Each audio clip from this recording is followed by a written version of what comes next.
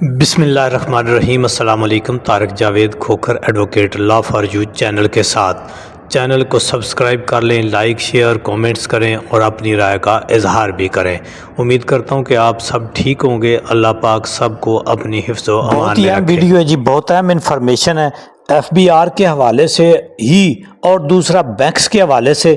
یہ ایک کیس تھا جی، پاکستان کی جو فیڈرل شریعت کورٹ ہے ان کے سامنے یہ معاملہ تھا کہ جب کوئی شخص بینک میں اپنے پیسے رکھتا ہے اور پھر وہ پیسے نکالتا ہے یا ٹرانسفر کرتا ہے تو اس کے اوپر جو ہے وہ ٹیکس عائد کر دیا جاتا ہے۔ ایون کہ بینک کی ہر ٹرانزیکشن کے اوپر ہی ٹیکس ہے۔ جس طرح کہ آپ موبائل استعمال کرتے ہیں، نیٹ استعمال کرتے ہیں، ایک پہلی دفعہ آپ موبائل کا 100 روپے کا کارڈ جو ہے وہ لیتے ہیں، تو اس میں سے جیسے ہی آپ فیڈ کرتے ہیں تو کوئی 15-20 روپے تو پہلے کٹ جاتے ہیں، پھر اس کے بعد ہر کال کے اوپر جو ہے وہ ٹیکس ہے، پھر ہر میسج کے اوپر ٹیکس ہے، ہر سروس کے اوپر ٹیکس ہے۔ تو الٹیمیٹلی میرا خیال ہے کہ 100 روپے میں سے جو بندہ کال کرتا ہے، بات کرتا ہے، وہ کوئی 50-60 روپے کے لگ بھگ ہی کرتا ہے، جو کہ آپ یہ سمجھیں کہ ایک دیمک کی طرح جو ہے پورے ہر آدمی کو جو ہے وہ حکومت اور کمپنیاں جو ہے اس طرح سے لوٹ رہی ہوتی ہیں۔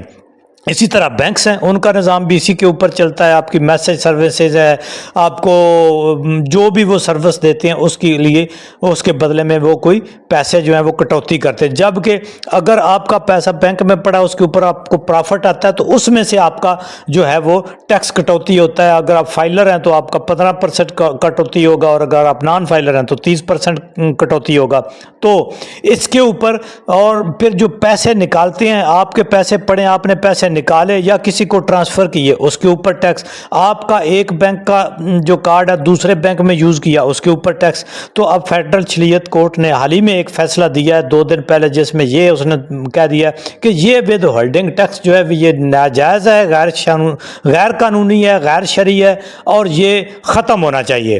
اب اس سے جو صارفین ہیں وہ تو بڑے اس سے آپ کیا کہتے ہیں کہ انہوں نے خوشی محسوس کی ہے، لیکن جو ایف بی آر ہے، جو حکومت ہے اور جو بینکس ہیں، ان کو ایک پریشانی لاحق ہو گئی ہے۔ اب دیکھتے ہیں کہ یہ فیصلہ سسٹین کر پاتا ہے یا نہیں کر پاتا۔